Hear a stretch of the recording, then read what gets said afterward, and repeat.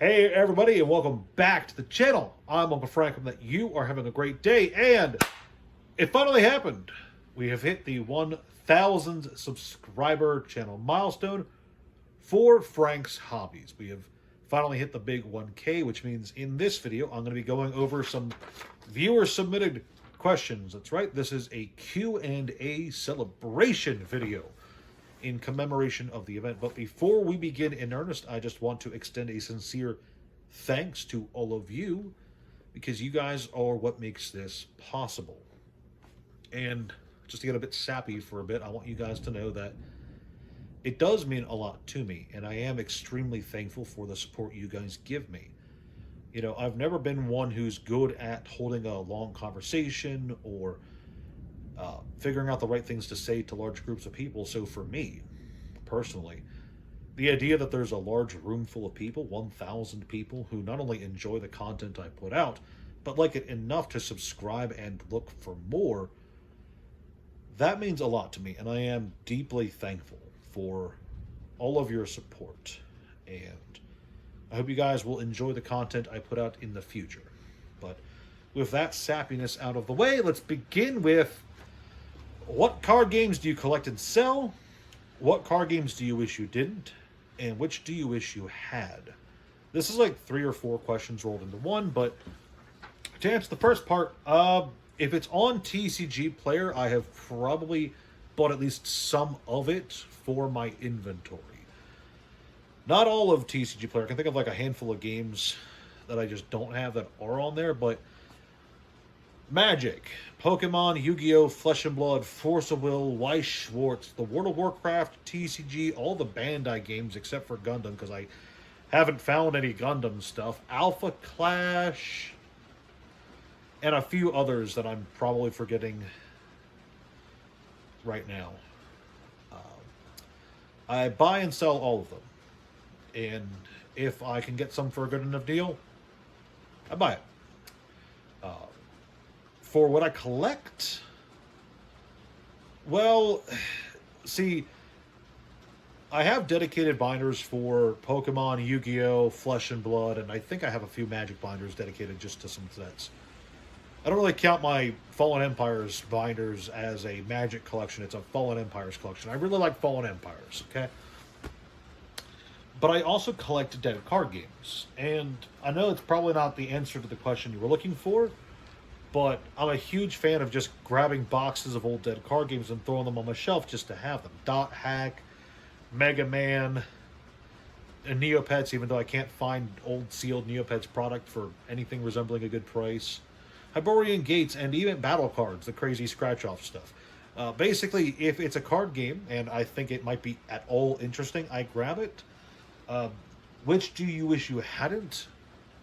There's none that I really don't want. Like, even some of the really bad ones, like MetaZoo or the aforementioned Battle Cards TCG.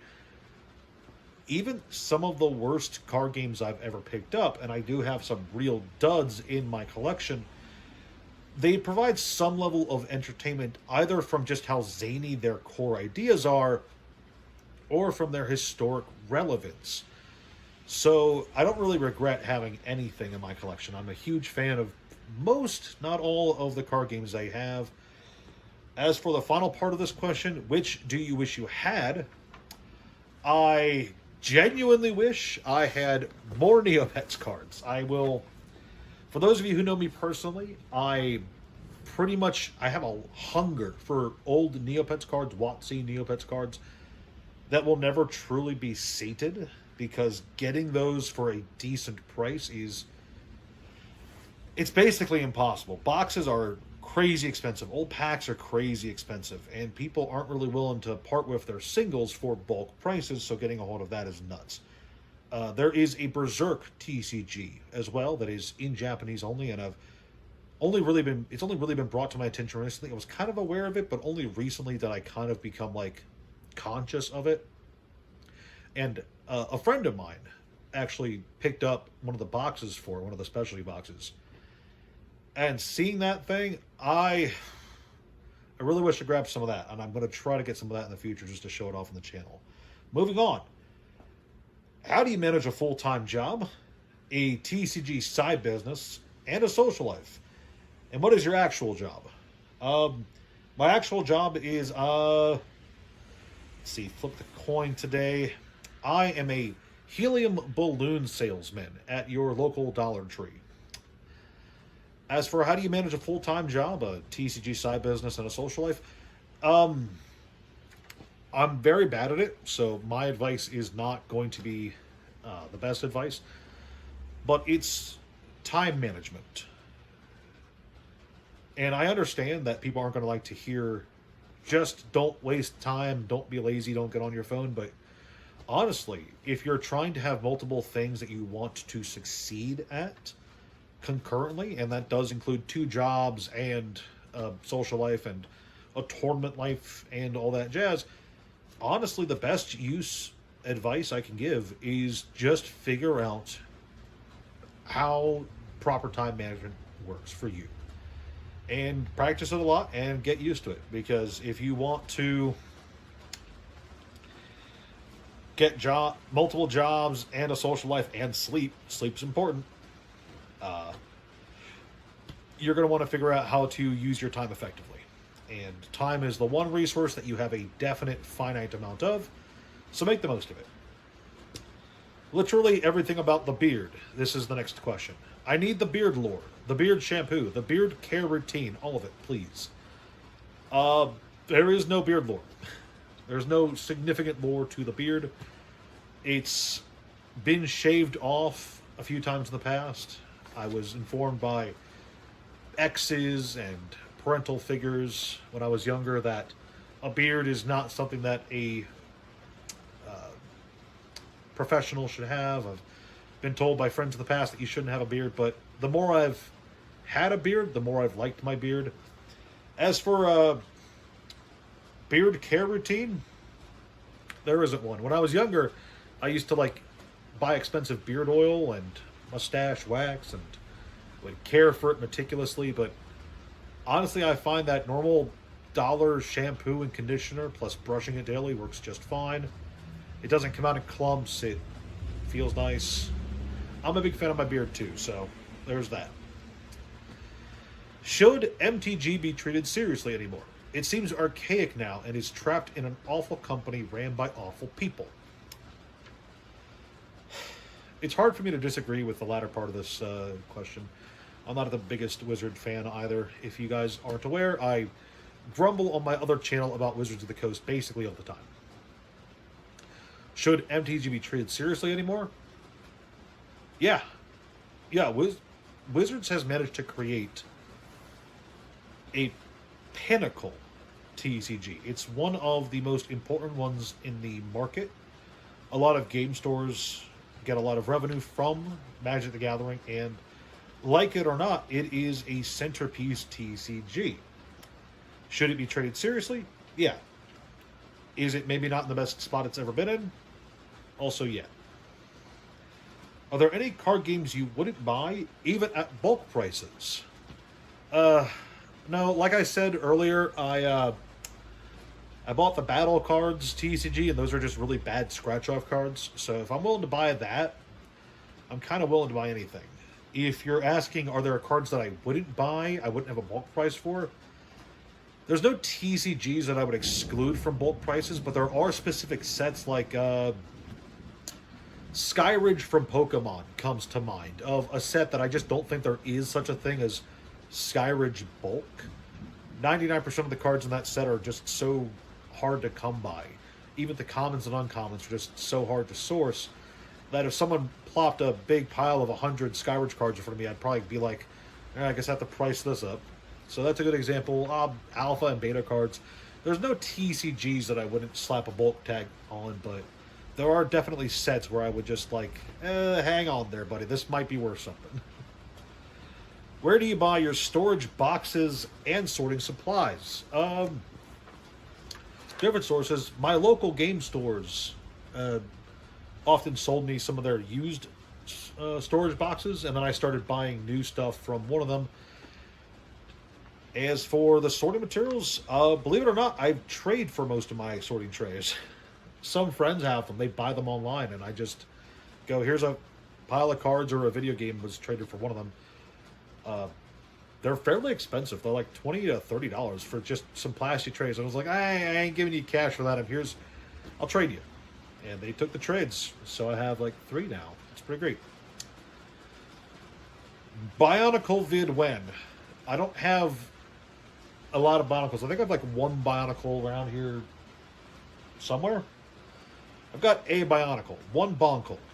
And I'm not doing a lore video because those will take forever. What do you think the upsides and downsides are for a centralized marketplace like TCG Player in regard to operating your own store?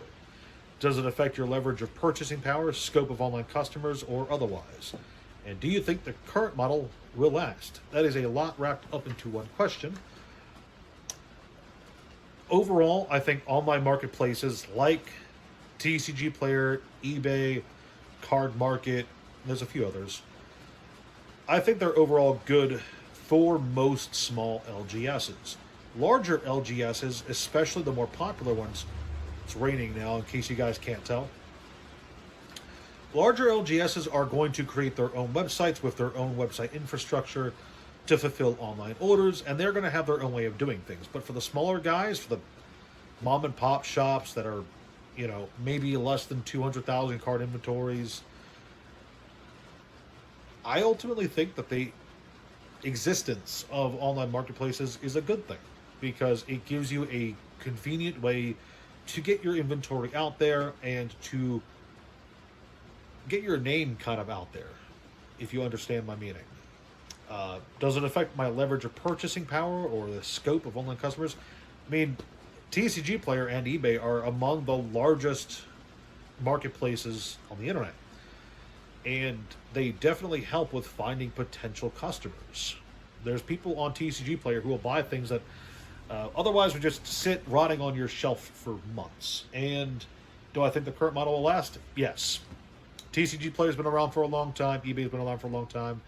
I don't know how long Card Market's been around for, but either way, they've proven to work. And barring any nonsense corporate stuff, they're going to be around for a long time. How do you feel about the Ghost in the Shell news? And this is about the new anime that's coming out. I love it. I'm a huge fan of Ghost in the Shell. There's I don't know if you guys can see it, but there's a big old Ghost in the Shell poster up there, looming over me at all times. I'm a huge Ghost in the Shell fan, and I'm always ecstatic to get more Ghost in the Shell content. Will it be good? I hope so. I sincerely do. What's the big deal with card games and board games? Can I really create or join an in-person offline community and enjoy it more than video games? That's kind of up to you. What's the big deal with it? They're fun. Can you join a community? Yeah, most local game stores have at least a fairly tight-knit community. So, I think you can have fun with anything if you find yourself enjoying it. I realize that sentence doesn't make sense. If you are the kind of person who enjoys playing physical games, then you're going to have fun playing them with others. If not, then no, obviously. But I think that being part of a community is better than just kind of solo playing. So there's that. Have you created a board game or card game? No, I have not. I have tinkered with the idea of creating some custom Magic sets and a card game, but it's never really gone out of the ideas phase. Have you play tested a prototype games? Yes, actually, I have. I do not remember the name of it though. But 6 years ago now at a convention, there was a it was like a toy card game. I don't remember what it was about. I don't remember what it was. I wish I wrote down details, because a long time ago I did help playtest a game that went somewhere. I just don't remember any details. For the purposes of this question, no, I didn't playtest anything that was substantial, but once upon a time I did for one game that I don't remember anything about. It was kind of like Bakugan, except without like magnetic toys. I don't know. Have you considered completely pulling out of card games? Why or why not? Not really. For the same reason that like a farmer wouldn't stop farming after 10 years of it. I've been buying and selling card games for so long. It's been such a huge part of my life that even if like all the major ones right now went to trash, I'd still play it in some other capacity. How many subs for you to shave your beard? 2 million. We get to 2 million subs on this channel, boom. I'll cut it off. Until then, sticking around. Since Magic the Gathering is going a bit awry with its quality in both art direction and storytelling, are you going to seek other venues of lore? Fantastic question, because I love reading books. Currently plowing through some of the older Conan novels, but I'm also reading through some of the older Magic the Gathering novels, funnily enough. And look, I'm going to be honest. There's good lore to be found everywhere. And if you are like me and you're not a huge fan of where Magic is currently, just know that there's plenty of good fiction out there. And it's all really enjoyable. I had to split the video into 2 recordings because it gets difficult to upload videos after over a certain length. So let's continue with when collab. The only thing keeping me from collaborating with other content creators is my own schedule, basically, and ease of access. If there are content creators out there who want to work with me, I'm probably up for it. It's just a matter of, am I available at the same time they're available? Kind of thing. What's the best way to infuse your TCG with lore and how to show it? Flavor text! Flavor text is the ultimate gateway to lore in just about every TCG. Magic does it. Pokemon has done it. Yu-Gi-Oh's done it. Flesh and Blood's done it. Look, the amount of world building you have is meaningless if the players of your game never click on the site or never buy your books. But everybody who's playing your card game is going to look at the cards they're playing with. Every single one. Okay? They're not going to look at every single card, but they're going to look at the cards they have. So if you put flavor text and world building and story bits and all kinds of other little details into your cards themselves, whether it just be flavor text or whether it's a nice little bit of detail in the art or whether it's something, character's name does this for the title of the card, the best way to incorporate flavor into your game and to get a sense of good lore and world building for the players is to directly incorporate it into the cards, and flavor text is one of the easiest ways you could possibly do that. A little bit of space at the bottom of the card with some details about what's going on in the setting will do wonders for expanding the world of the card game into the consciousness of the average players of your game. I cannot stress this enough. I love flavor text. For just about every card game it's in, even some of the really silly ones like some of the Yu-Gi-Oh examples where they have Joey Wheeler's voice for the flavor texts. There are bad flavor texts, obviously, but having flavor texts versus not having it will go a long way towards letting your players know that not only is this a fun game, but there's some kind of lore to it, some kind of story to it, and it might be worth pursuing. So, yeah, just putting that out there. Put flavor text in your stuff. Do you think the current state of TCG is an oligopoly that can or can't be broken?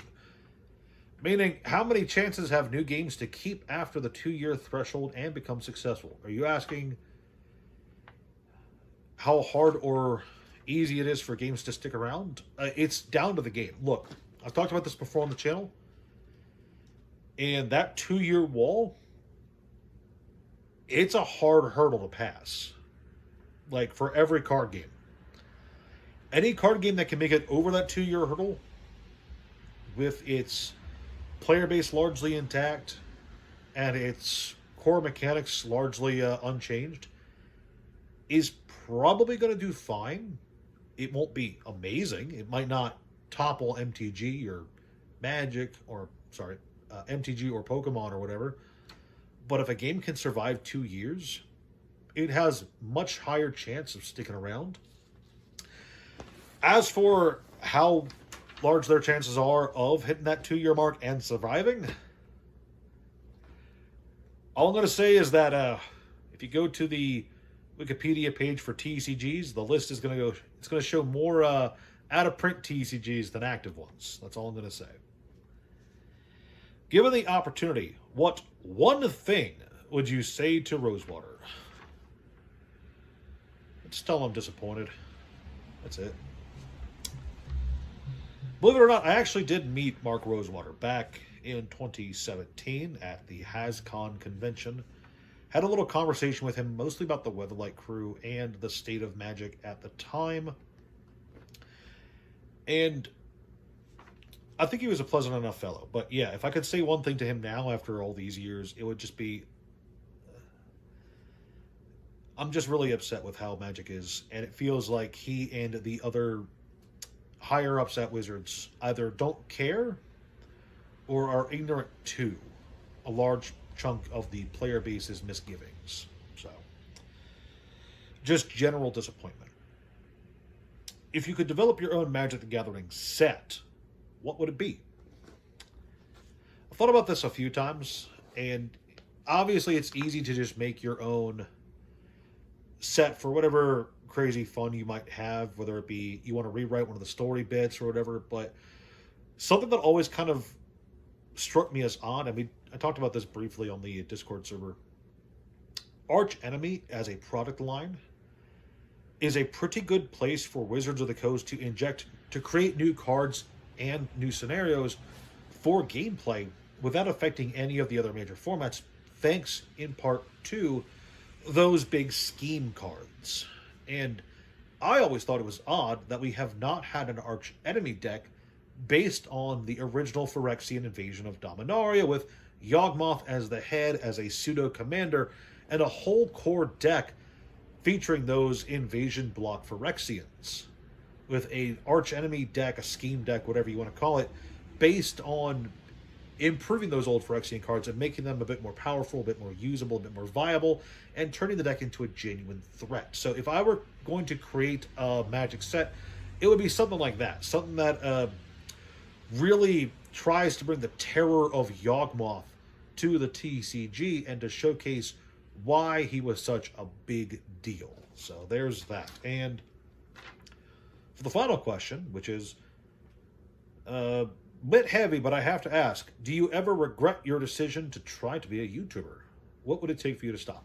I do not regret putting YouTube content out there. Okay? First and foremost, I don't regret YouTube one bit. There are certain choices I've made, both recently and a while ago, that I do regret doing, and with the gift of hindsight, I can see now that they were poor choices in the moment. If I could go back, there are certain things that I would not have done. It's a loud truck. The biggest thing I regret about YouTube is not the content creation itself, or, even my general approach to content creation. The biggest thing I do genuinely regret is pigeonholing myself for the first 5 years or so of my YouTube content creation. I created the Lore Seeker channel at a time when I thought Magic lore was not as great as it could be, but looked like it was turning around. There was a lot to be optimistic about when it came to Magic the Gathering content, Magic the Gathering set releases, and Magic the Gathering's story.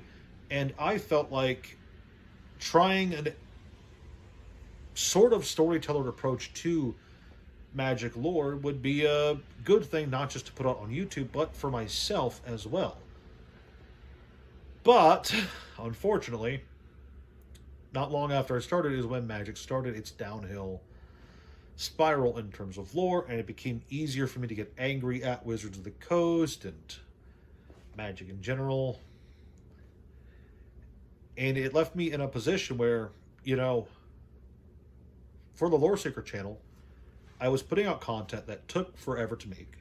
took forever to edit, you know, that wasn't getting a lot of views and was about a subject that I was starting to fall out of love with in a hard way because lore for Magic had gotten to a really bad spot, especially, you know, in the last 5 years. So there are stretches of time where I put a lot of time and effort into content for that channel that I do regret.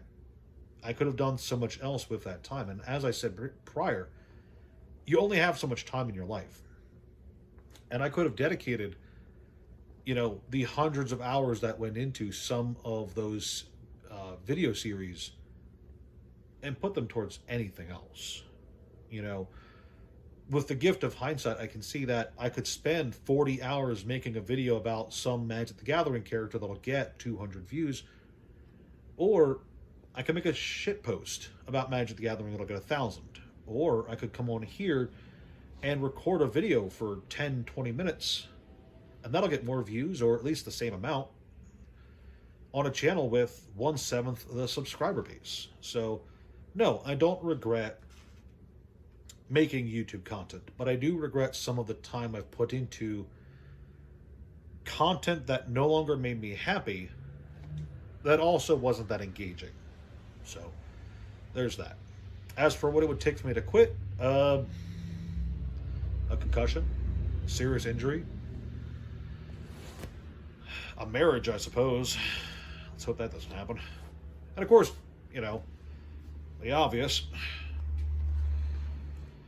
I think I'll be doing content creation for a long time, whether it's in the form of Uncle Frank for you guys or for some other project. I don't know. But I anticipate being around for a while, as long as my health holds out. So you don't got to worry about Uncle Frank stopping anytime soon. Especially since, you know, with what little time I've spent on it, I've had a much more enjoyable time on this channel than I have working on the Lore Seeker channel. And I know that there's going to be viewers out there who are kind of disappointed by that. People who only followed my content for Lore Seeker. And I am sorry to those guys. To anyone out there who would like me to do full-time lore content again. But, you know, like I said before, I only have so much time in my life. And I would love to, you know, make fun lore videos.